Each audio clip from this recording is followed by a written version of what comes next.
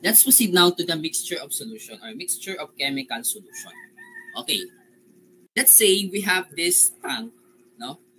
Basically, this tank is having a certain volume of solution, let's say V sub O. So ito yung parang pinaka magiging initial volume ng solution that contains a certain amount of substance Y sub O. Okay? So basically guys, yung volume, syempre, ano bang mga units ng volume? Pwedeng gallons, pwedeng liters, pwedeng cubic meter, ayan, di ba? Tapos contains a certain amount of substance. Let's say we have Y sub O. Usually, ang ginagamit na unit para dito sa amount of substance, it can be in terms of moles, di ba? Or it can be in terms of grams or pounds. Unit ang mass. Okay? Ngayon, let's say meron kang certain solution na merong volume na V sub O tapos may amount na Y sub O. Ngayon, merong papasok na galing dito sa input pipe or sa inlet pipe, no? So, may papasok, may enter na another amount of the same substance. Okay? Another amount yan. Ngayon, it is being poured dito sa initial amount ng solution natin o initial solution natin at a rate of entry. So, syempre, merong ano yan kung gaano kabilis yung pagpasok niya. Diba? Ngayon, syempre, mixture nga ito, no? So, maghahalo yung pumasok o yung ipinasok na amount ng substance dun sa currently na solution na meron ka. Tapos ngayon, syempre, after na siya ay maihalo, meron naman siya ditong outlet pipe. Okay? Or meron siya ditong exit.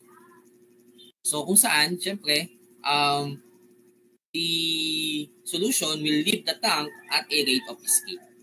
So, let's say yung rate of entry natin is in terms of letter E. So, dito ang nakalagay nga lang is gallons per minute. So, pwede namang liters per minute or liters per second. Basta, pag sinabi natin rate of entry or rate of escape, it is in terms of volume per time. Ayan.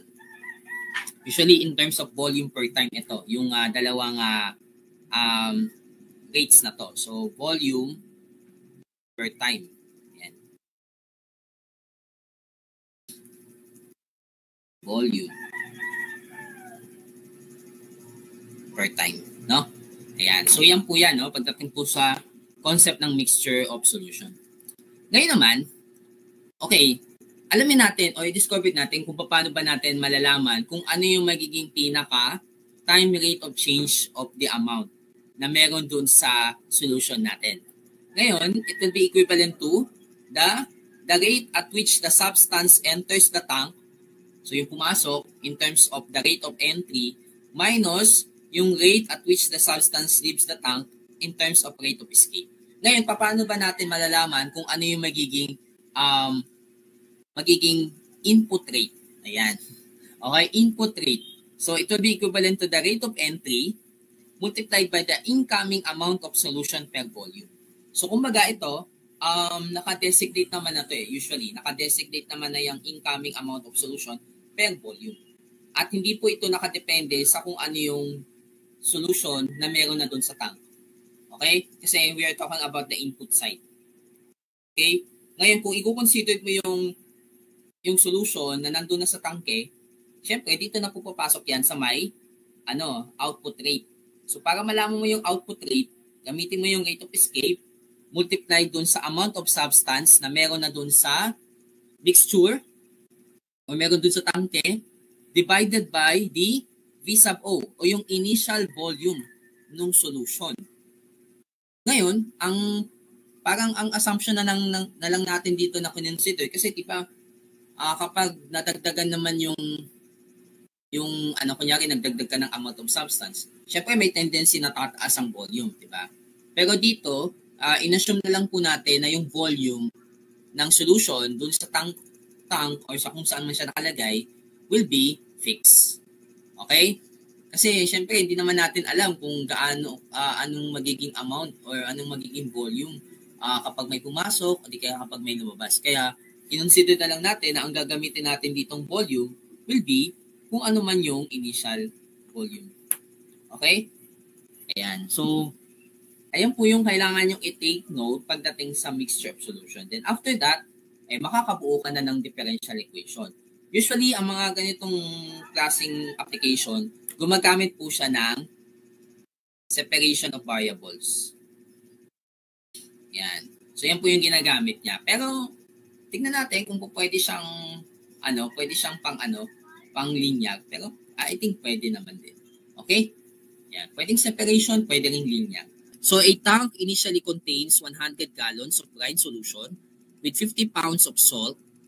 At T is equal to 0, another brine solution containing 5 pounds of salt per gallon is poured into the tank at the rate of 10 gallons per minute, while the well-stirred mixture leaves the tank at the same rate. So, what is the amount of the salt at the end of 2.5 minutes? So, dito, syempre, kung i-consider natin na yung time initially, ang amount ng salt or nung salt, tama, 50 pounds. Ngayon, ang kailangan na lang natin malaman is kapag 2.5 minutes, ano yung magiging amount ng salt na meron. Okay? Provided na meron tayong sinet na conditions dito na yung initial volume is 100 gallons. Tapos yung rate of entry ay 10 gallons per minute. Tapos ito rin yung magiging rate of escape kasi sabi niya rin, it leaves the tank at the same rate. Ngayon, yung 5 pounds per gallon, yan naman yung magsisilbi bilang incoming amount of substance per volume. Okay? So ito yung incoming mo. Yan. Ngayon, using those conditions, no, aalamin na natin kung ano magiging differential equation. So para dun sa input side, so you have 10 gallons per minute as the rate of entry multiplied sa 5 pounds per gallon na incoming. Para naman sa outgoing, so ang rate ay 10 gallons per minute. Then, ilalagay mo dito yung Y na kailangan yung Y, it can be any substance, depende po dun sa time. So, Y po yung ilalagay natin dito. Then, divided by kung ano man yung volume na 100 gallons na solution. No? So, you will come up with this dy over dt is equal to 50 minus 0.1y. So actually, pwede mo rin siyang isolve as pwedeng separation, pwede ring linear. Diba?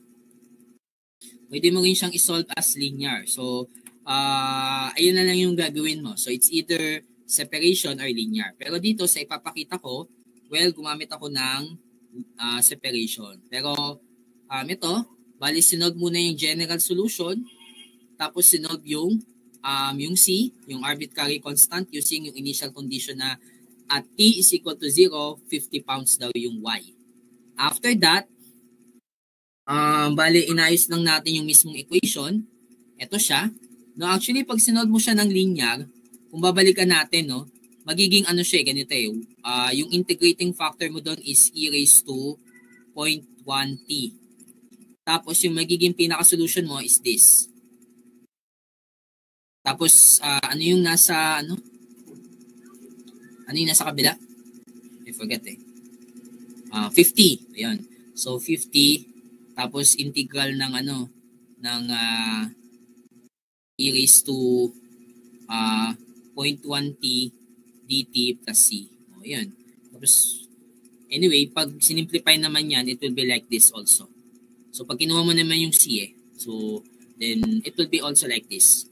Then, after that, pag nakuha mo na yung pinaka-expression, so, time is equal to 2.5 minutes, you will get 149.54 pounds. So, ayan po siya, no? Pagdating naman dito sa mixture of solution. So, I hope na medyo nasundan, no? Kailangan lang, alamin mo lang kung ano yung mga quantities na kailangan mong ilagay para dun sa differential equation na isusolve.